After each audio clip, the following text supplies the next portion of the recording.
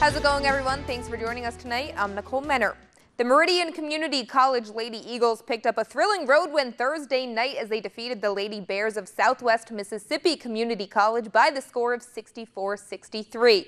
The Lady Eagles would fall behind 8-1 to start the game, but behind a pair of threes from Jordan Bell, they were able to tie it at 18 at the end of the first. The Lady Eagles would retake the lead early in the fourth, courtesy of another huge three from Bell, but this game would need overtime, and the Lady Eagles got off to a quick start, jumping out to a 62-57 lead, and while the Lady Bears would cut the score by just 1 point, some huge defensive plays down the line would help the Lady Eagles hold on for the thrilling win.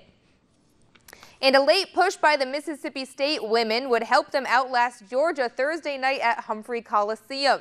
The MSU Bulldogs trailed by 3 points with 6 minutes to play, but would hold the Georgia Bulldogs without a field goal the rest of the way, outscoring them 15-3. Chloe Bibby led the offense with a career-high 24 points in a full 40 minutes played, while Tiara McCowan recorded her 13th double-double of the season, 18 points and 21 rebounds. Say how proud I am of our last 5 minutes when the first, we had a stretch where we weren't very good. And boy, Georgia's really good. Just hats off to them, Joni and her staff and that team. That's a heck of a basketball team. And they came in here and didn't flinch. It wasn't our best night.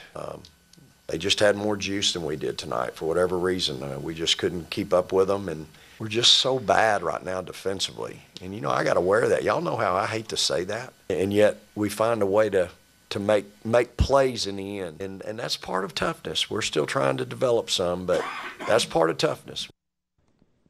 And a rivalry will be renewed tomorrow as Ole Miss and Mississippi State go head-to-head in Starkville.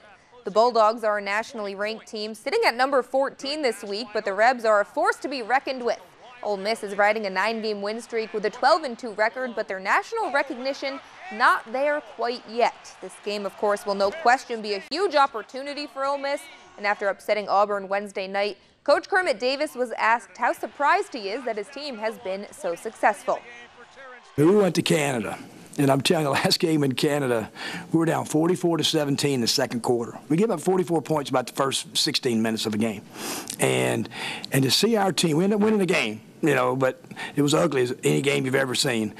But to have that team to make that kind of progress from that game to now, it's a credit to those guys. I mean, because they have totally bought in.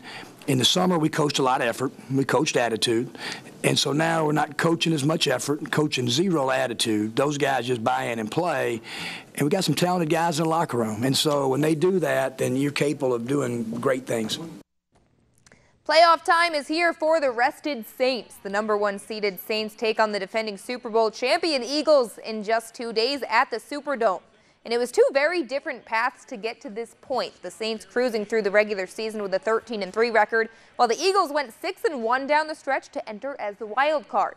Now, historically, the Saints hold a 2-1 edge over Philly in the postseason, with their last matchup being back in 2013. It was Nick Foles under center for the Birds then, and it will be Nick Foles again on Sunday. And while the Saints are the heavy favorites, they know that they'll be getting Philly's best effort.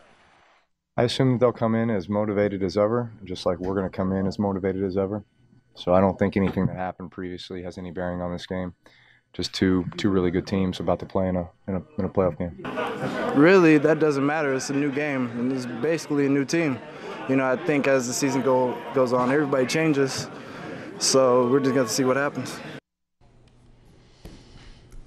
This is going to be a very good weekend of football. Yeah, it's always great when you get the National Football League, a little pre-Super Bowl action. Do you have any predictions for the Super Bowl?